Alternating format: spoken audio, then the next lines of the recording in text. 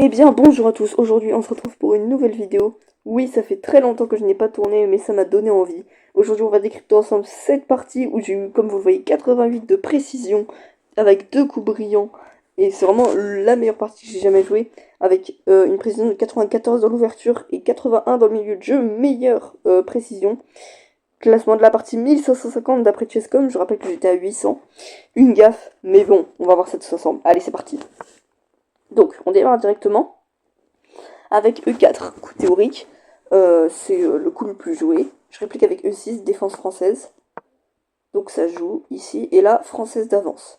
Moi, je joue la variante principale de la française d'avance avec C5. Il le défend, mais moi, là, je fais le meilleur coup. La prise. Regardez, meilleur coup. Il reprend de la dame. Donc moi, j'attaque avec mon cavalier. Je gagne un temps. Il doit la reculer. Et là, j'attaque avec mon pion pour ouvrir la diagonale de mon fou de case blanche qui sinon était enfermé. Ici, hop, j'attaque son fou après qu'il ait cloué mon cavalier. Bref, voilà, c'est une partie normale jusque-là. Il cloue mon cavalier et moi je fais petit roc, meilleur coup. Il attaque, j'attaque son fou, il mange et je reprends. Ici, on va arriver les premières gaffes. E1 qui attaque le pion. Ici, première gaffe. Comme vous voyez, là, la barre était largement noire. Elle était largement à mon avantage. Mais elle revient presque à égalité. Pourquoi? Bah parce que, regardez, ici, je joue E5, c'est une gaffe. Lui, il fait le coup manqué. Le meilleur coup, ça aurait été, regardez. Il prend, il sacrifie son cavalier. Bon, là, il dit que je bouge la dame. En vérité, j'aurais plutôt pris... Je pense qu'après, ça aurait été la prise du cavalier. La dame aurait... Bon, je sais pas, mais chess.com ne montre pas les bons coups aussi. Il faut montrer les bons coups au bout d'un moment. Regardez, regardez ce qu'il montre là, c'est ridicule. Évidemment que je prends le cavalier dans ces cas-là. Enfin, au bout d'un moment, faut réfléchir, tu vois. Là, pareil. Regardez, c'est quoi cet échec là? Évidemment que le roi il va prendre à cet endroit. Bref, chess.com qui fait n'importe quoi, mais c'est pas grave. Coup manqué, donc la barre redevient noire. C'est pas grave, moi je pousse mon pion, je chasse son cavalier, il le bouge. J'attaque ces deux cavaliers en même temps. Donc là, je prends, meilleur coup, il reprend. Et là, regardez, je prends ce pion, attaquant son roi qui est... son roi qui ne peut pas manger parce que je suis défendu par ma tour. Il décale son roi, et là, regardez. Boum, premier coup brillant, G4. Pourquoi? Et pas parce qu'ensuite, si dame prend, regardez, si dame prend, on a regardé. Sur dame prend, c'est un coup qui est... On va attendre un petit peu. S'il veut bien le montrer. C'est une gaffe, vous voyez? Bon, du coup, on va pas faire dame prend. Alors, ben non, dame D2. Et oui, c'est aussi une gaffe. En vérité, le meilleur coup, ça aurait été, je pense, dame C1. On va regarder pourquoi. Bon, ça fait cadeau d'une tour gratuite. En fait, dans tous les cas, j'allais gagner du matériel. En fait, G4, c'est brillant. Si dame prend, on fait dame F1, tour prend F1 forcé, et tour prend F1, échec et mat.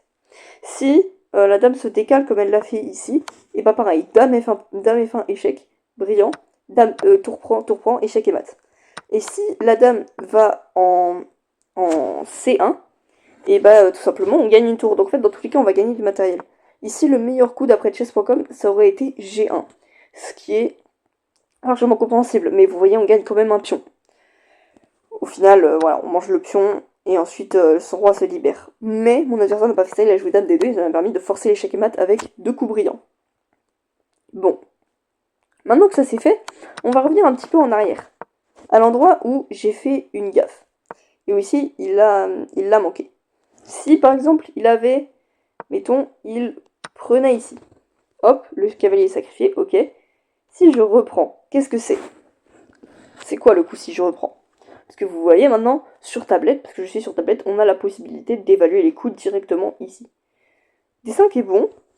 Ensuite, on a dame prend. Le truc, c'est que là, tu vois, il a perdu un cavalier contre deux pions, donc c'est pas très bon, ça. Du coup, après, moi, je peux tout simplement faire un truc. C'est, par exemple, je sais pas, ici, attaquer sa dame. Vous voyez, avec fou E6. C'est le meilleur coup, tu vois.